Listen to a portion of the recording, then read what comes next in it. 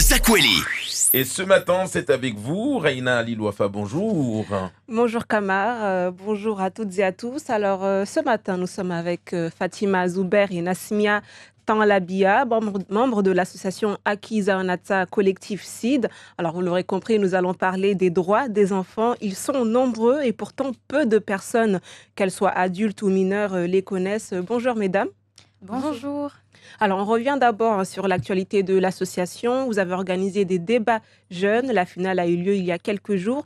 Et le thème cette année était la vie affective, familiale et sexuelle. Alors, pourquoi avoir choisi ce thème ?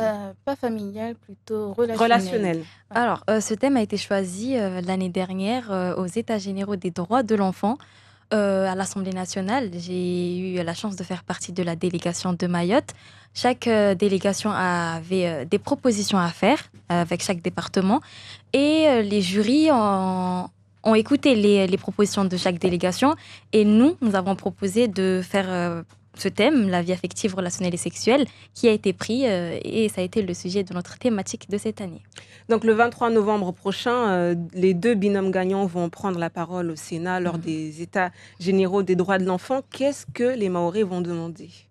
Alors moi, je pense que les Mahorais vont demander pourquoi ce thème. Comment est-ce que les jeunes qui vont nous représenter au Sénat vont aborder ces thèmes. Et surtout, je pense qu'ils vont plus se baser sur la vie relationnelle et sexuelle. Parce que c'est un peu ce qui est un peu tabou sur notre île. C'est un peu ce qui avait été demandé l'année dernière. L'association Akiza Onata demande l'application de la loi 2001 prévoyant 21 heures d'éducation à la vie affective, relationnelle et sexuelle pour chaque jeune durant sa scolarité. Vous l'aviez demandé l'année dernière. On ne voit pas vraiment de changement. Est-ce que finalement vous êtes écoutés ? Alors, nous nous demandons si nous sommes écoutés, mais je vois que dans nos lycées, il y a des changements, puisque avant ça, il n'y avait pas de... J'avais pas de personnes qui venaient me demander, Fatima, comment ça se passe et tout. Mais cette année, j'ai eu énormément de retours de la part de mes camarades de classe qui me demandent aussi s'ils peuvent intégrer l'association. Donc oui, nous sommes écoutés. Enfin, on voit quelques évolutions. Mais est-ce que les autorités vous écoutent ? Je parle notamment du rectorat. Est-ce qu'ils intègrent cette éducation à la vie sexuelle dans les cours ? Alors non, il n'y a pas eu de changement du coup depuis notre demande, alors que c'était... quelque chose qui devait être instauré depuis la rentrée 2022-2023. Malheureusement, il n'y a toujours pas de changement et on espère qu'il y en aura. Alors, est-ce que les enfants connaissent leurs droits à Mayotte ?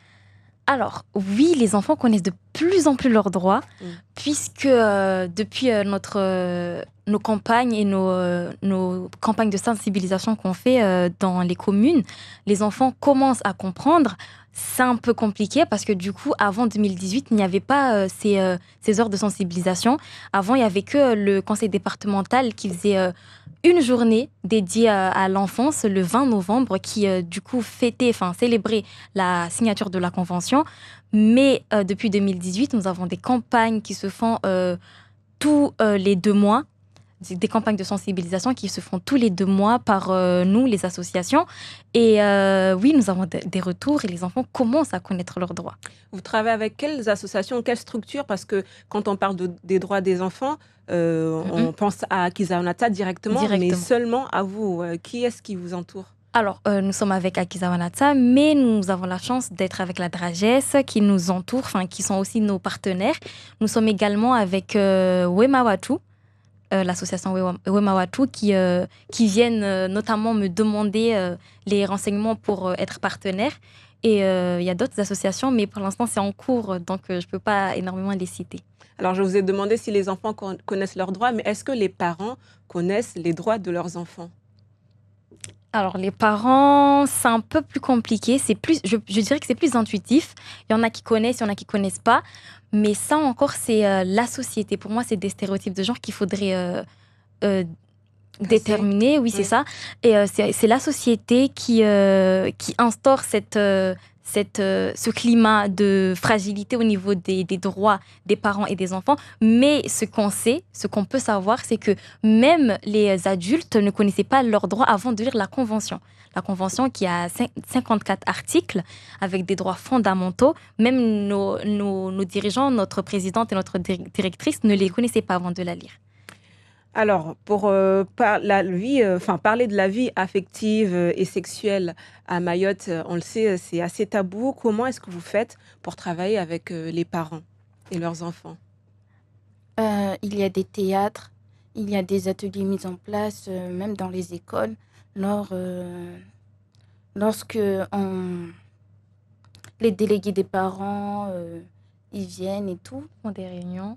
Ils ont la possibilité de parler de ces sujets et comment ils vont faire pour aborder des sujets soi-disant tabous avec leurs enfants. Non, je dirais pas que c'est tabou. Pour tabou. nous, c'est pas tabou. C'est pas tabou. Pour nous, c'est la société qui la rend tabou. Qui la rend tabou. Parce qu'à force de dire tabou, on a l'impression que ça devient tabou. Mais non, je ne dirais pas que c'est tabou. Je dirais juste que c'est des sujets super compliqués à aborder. Mais avec notre association, nous voyons l'évolution parce qu'il y a des parents du coup qui viennent nous demander beaucoup de renseignements sur les thématiques qu'on fait, comment on s'organise.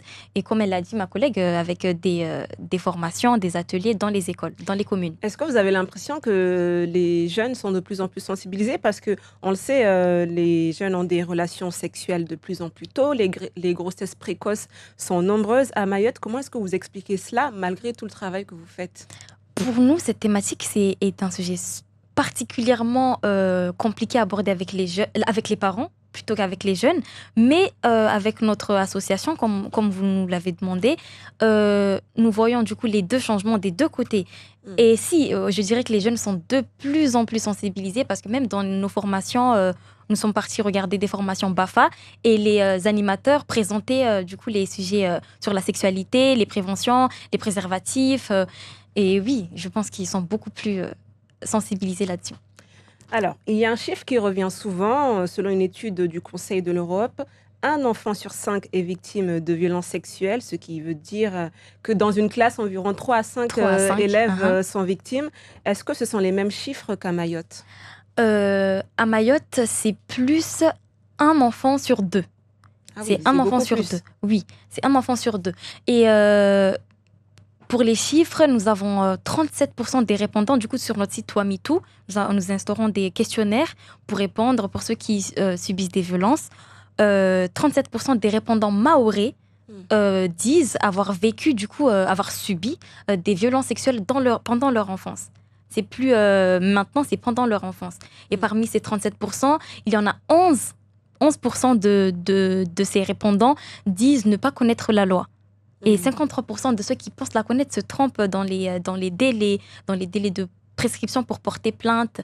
82% disent ne pas avoir eu d'éducation à la vie affective, relationnelle et sexuelle durant toute leur enfance à la maison ou à l'école. Du coup, les chiffres sont un peu différents. Vous l'avez dit, 37% disent ne pas avoir à en parler, malgré les actions de sensibilisation. Où est-ce que ça cloche finalement?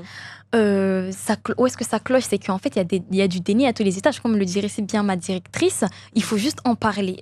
Pour nous, c'est vraiment en parler, sensibiliser, continuer de faire des campagnes, parce que c'est très, très compliqué chaque année avec l'école. Du coup, nous sommes à l'école, de trouver le juste milieu. Mais étant donné que nous sommes très investis, nous faisons même des campagnes dans nos lycées. On fait des campagnes dans nos lycées, on prend la parole devant nos professeurs, devant nos principaux, pour sensibiliser sur ces sujets. Et comment est-ce que votre association aide ces victimes? On les aide en les montrant qu'on est là pour eux, qu'on les soutient. Ensuite, on les oriente vers des associations ou des instituts qui pourront les aider selon leurs problèmes. Alors, par exemple, si un enfant est victime de violences sexuelles, à qui est-ce qu'il doit s'adresser? Parce qu'on est souvent perdu, mais vous n'êtes pas tout le temps présent dans les établissements scolaires, par exemple. Donc, quelle est la première personne qui doit voir? Si la personne a été agressée, en moins de 72 heures, ils peuvent aller à la gendarmerie ou à la police, peut-être? Oui, et aussi à l'hôpital pour aller faire des prélèvements pour s'ils veulent s'ils veulent faire des démarches judiciaires, ça aidera les démarches. Alors, les droits des enfants, c'est aussi le droit à l'éducation, mais on sait à Mayotte, les enfants qui n'ont pas de papier français ont parfois du mal à être scolarisés. Est-ce que vous suivez aussi ces enfants? Oui, en effet, on suit un enfant, c'est un enfant. On est là, nous, l'association Akiza Onatsa, on soutient tous les enfants, n'importe quel, on ne fait pas de distinction. C'est-à-dire parce qu'on le sait que à Mayotte, on n'a plus de place dans les écoles. Alors que les enfants qui ne peuvent pas aller à l'école, est-ce que vous avez des ateliers avec eux? Est-ce que déjà vous discutez avec le rectorat pour trouver des alternatives? Pour les enfants qui ne peuvent pas aller à l'école, c'est la délégation qui s'occupe des jeunes qui se déplacent de commune en commune pour poser des questions, pour mettre des affiches. Là, ça attire des enfants, des affiches en couleur surtout. Ça attire des enfants, des grandes lettres comme on le fait dans les petites classes. Et ça attire les enfants et on vient, on parle avec eux et on en a qui témoignent, tout simplement. L'association a été réorganisée en 2018. C'est à partir de ce moment-là que vous avez commencé à être très actif. Est-ce que vous avez l'impression que vos combats sont compris et est-ce que vous avez l'impression qu'on vous écoute? Oui. Depuis 2018 jusqu'en 2024, il y a eu une très très grande évolution parce qu'il y a des victimes qui viennent de leur propre chef témoigner. Ils veulent témoigner en public en plus. Ça, c'est une très grande évolution parce que les chiffres qu'ont fait la France sont souvent 12 ans après l'agression. C'est là que la première victime peut parler. Et il y a une évolution sur ça, justement. Oui, je pense qu'on nous écoute et que ça commence un peu à s'étaler sur le territoire. Mais est-ce que vous diriez qu'à Mayotte, on est encore un peu en retard concernant les droits des enfants? On est en France, mais bon, on sait que les enfants, parfois, ne sont pas traités de la même manière.